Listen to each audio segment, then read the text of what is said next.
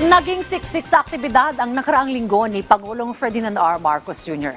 Kabilang rito ang paunguna ng Pangulo sa groundbreaking ceremony ng isang 5-story building sa pamantasan ng lungsod ng Maynila at ang panunumpa ng mga bagong promote na guro. Ang lahat niyan balikan natin sa report ni Kenneth Pasyente.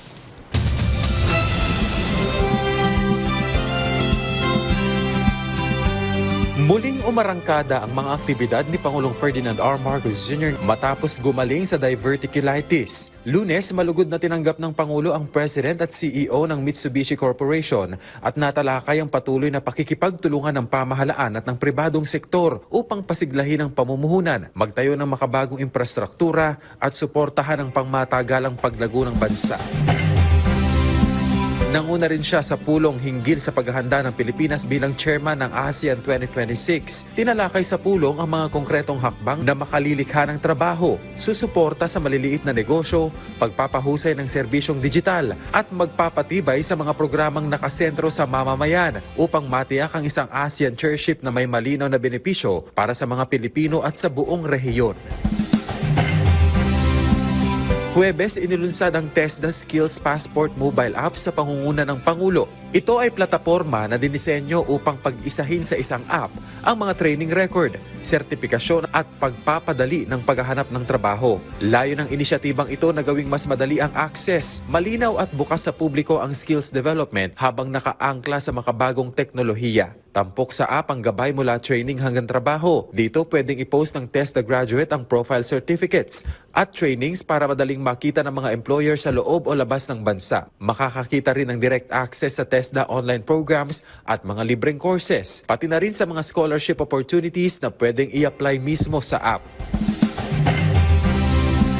Pinangunahan din ng Pangulo ang Philippine Telecommunications Summit 2026 kung saan binigyang diin niya ang papel ng digital connectivity sa pag-unlad ng bansa. Ayon sa kanya, ang kaunlaran ay hindi lamang nasusukat sa bilis ng internet kundi sa pagkakataong na ibibigay sa bawat Pilipino na umasenso at guminhawa ang buhay. Ipinaliwanag din ng Pangulo na layunin ng pamahalaan na mabigyan ng pagkakataong kumonekta, matuto, magtrabaho at umunlad ang bawat Pilipino saan man sila naroroon.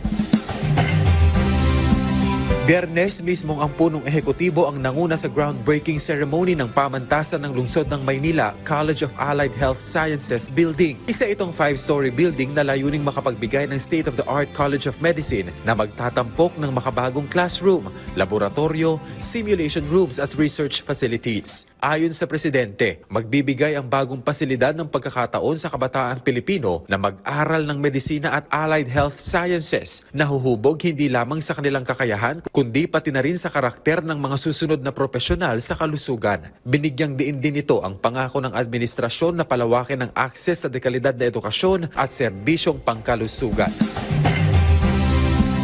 Kinilala naman ng Pangulo ang dedikasyon ng mga guro at school heads ng DepEd-NCR sa pamamagitan ng pagdalo sa oath-taking ng nasa 2,915 na na-promote. Binigyang diin niya ang malaking responsibilidad ng mga guro mula sa pagtuturo sa silid-aralan hanggang sa paghahanda ng leksyon, pagbabantay sa progreso ng mga estudyante at pagbibigay gabay ng may malasakit. Ayon sa Pangulo, mahalaga ang papel ng mga guro sa paghubog ng kabataan at sa pambansang kaunlaran. Kenneth Pasyente para sa Pambansang TV sa Bagong Pilipinas.